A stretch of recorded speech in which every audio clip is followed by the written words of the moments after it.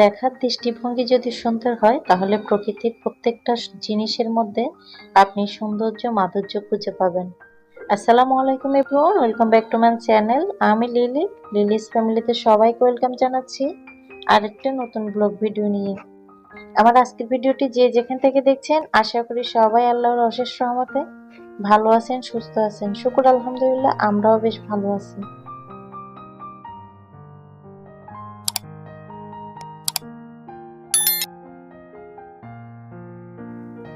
বাচ্চারা বিরিয়ানি খাবে আজকে 2-3 দিন ধরে বলতেছে। তো কালকেই চিন্তা করে রাখছিলাম যে আজকে দুপুরের জন্য বিরিয়ানি রান্না করব। তো সেই জন্য সকালে নাস্তা খাওয়ার পরে কিছু মাংস কুটে মিনিট করে রাখছি, আর কিছু গোছানো গোছানো কাজও সেরে নিছি। তারপরে রান্নাঘরে চলে আসছি। এই যে মাংসগুলো আমি মিনিট করে রাখছিলাম সেগুলো আগে একটু তেলের উপর ফ্রাই করে নিচ্ছি হালকা ভাবে।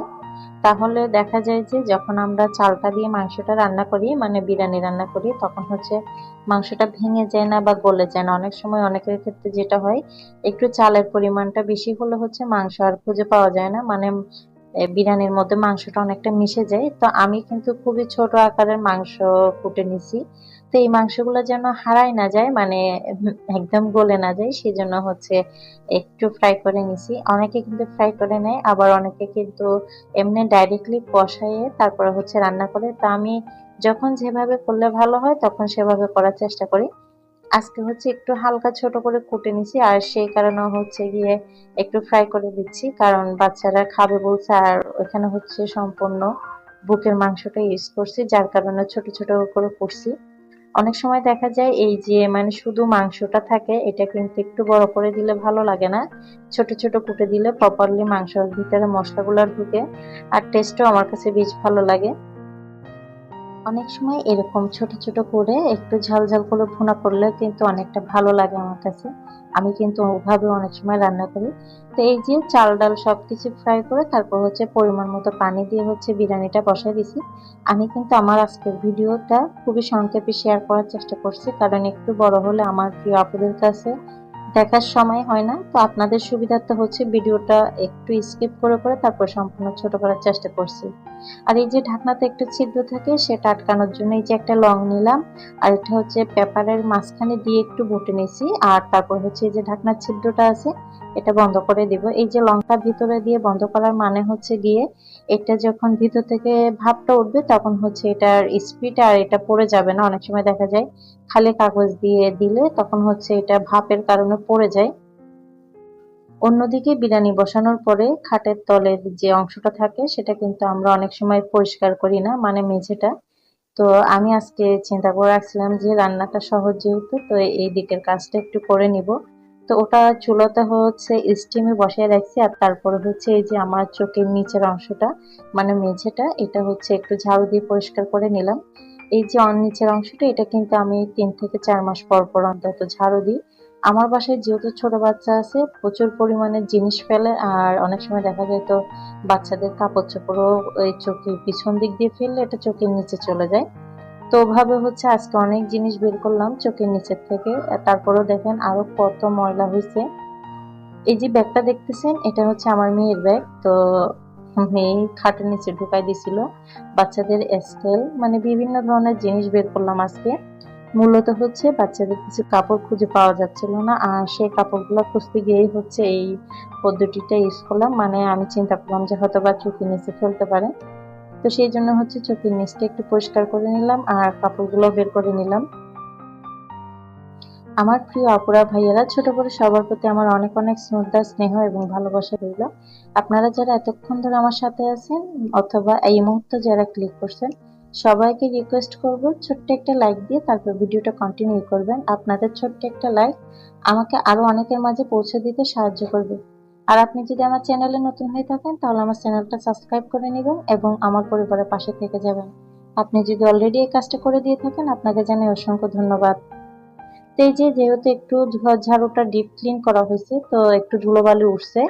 তো সেই জন্য এই যে আমি আমার চোখের পিছনের অংশটা এগুলো একটু মুছে পরিষ্কার করে নিচ্ছি।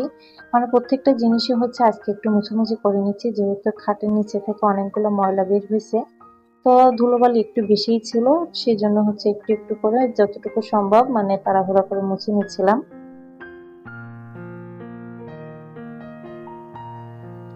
ইদানিং আমার অনেক প্রিয় আপুরা আছে, মানে আমি আমার এর আগের ভিডিওটা ছাড়ছি, তো যখন পাবলিক করছি তখনই হচ্ছে গিয়ে এই সাথে সাথে মানে 1 মিনিটের মাথায় এক আপু আমাকে কমেন্ট করছে যে আপু আজকের পুরো ভিডিওটা খুব সুন্দর হয়েছে। তো আমি ভিডিওটা পাবলিক করার 1 মিনিটের মধ্যে হচ্ছে আপু কমেন্টটা করছে।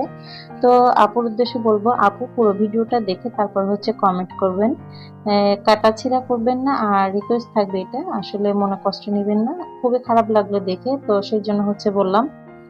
এই যে দুপুরের খাওয়া দাওয়ার পরে হচ্ছে প্রচন্ড আকারে বৃষ্টি আসছিল আজকে, তো হঠাৎ করে হচ্ছে বৃষ্টিটা নামছে। বৃষ্টির সাথে সাথে কিন্তু প্রচুর বাতাসও ছিল, যার কারণে হচ্ছে বৃষ্টির পানিটা মানে আমার রুম পর্যন্ত চলে আসতেছিল। তো দুপুর হচ্ছে গিয়ে বাচ্চাদেরকে খাওয়ানোর পরে ঘুম পাড়ায় দিছি, আর এই অবস্থায় হচ্ছে বৃষ্টিটা আসছে। বাচ্চাদের কাপড় চোপড় ঝাড়ু টাড়ু সব এলোমেলো করে দিছে আমার।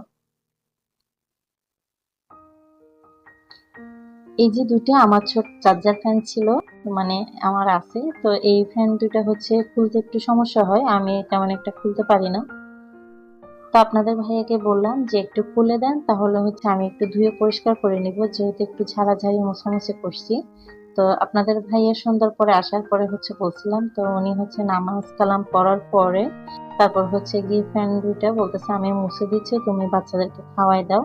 তো আমি বাচ্চাদেরকে যখন খাওয়াই দিচ্ছিলাম ওই ফাঁকে হচ্ছে গিয়ে আপনাদের ভাইয়া ফ্যান দুইটা মুছে পরিষ্কার করে দিচ্ছিল। এটা খুলতে একটু ঝামেলা লাগে আমার কাছে, যার কারণে হচ্ছে এই দুইটা জিনিস আমি পরিষ্কার করতে পারি না। আমার বড় খাট আমি কিন্তু সরাইয়ে মানে ঠেলে তারপরে পরিষ্কার করতে পারি মেঝেটা, বাট এই ছোট দুইটা জিনিসের সাথে পারি না। এটা হচ্ছে গিয়ে আসলে টেকনিক্যালি কিছু প্রবলেম, যেটা বলবো আসলে কিছু জিনিস টেকনিক্যালি করতে হয় আর কিছু জিনিস গায়ে জোরে করতে হয়। তো যতগুলো জিনিস বা যতগুলো কাজ আছে আমার গায়ে জোরে করা যায় সেগুলো আমি করে ফেলি, বাট যেগুলা বুঝি না বা পারবো না মনে হয়, করলে সমস্যা হয়ে যেতে পারে পরে, তো সেগুলা হচ্ছে গিয়ে না করাটাই বেটার মনে করি, কারণ যদি নষ্ট হয়ে যায় পরে হচ্ছে আরেকটা ঝামেলা বলবো সেজন্য। এই যে বাবার সাথে ছেলেও অনেকটা মিস্ত্রির কাজ শিখে নিচ্ছিল, তো দুই বাপ ছেলে মিলে পরিষ্কার করতেছে আর আমি হচ্ছে আমার ছেলে মেয়েদেরকে খাওয়াচ্ছিলাম। আমাদের পাশের বিল্ডিং এ বিয়ে, তো সেই উপলক্ষে হচ্ছে গিয়ে আমাদের বিল্ডিংটাও খুব সুন্দরভাবে সাজানো হয়েছে, বেশ ভালো লাগলো। আজকের ভিডিওটি এখানেই শেষ করব। সবাই ভালো থাকবেন, সুস্থ থাকবেন। আসসালামু আলাইকুম।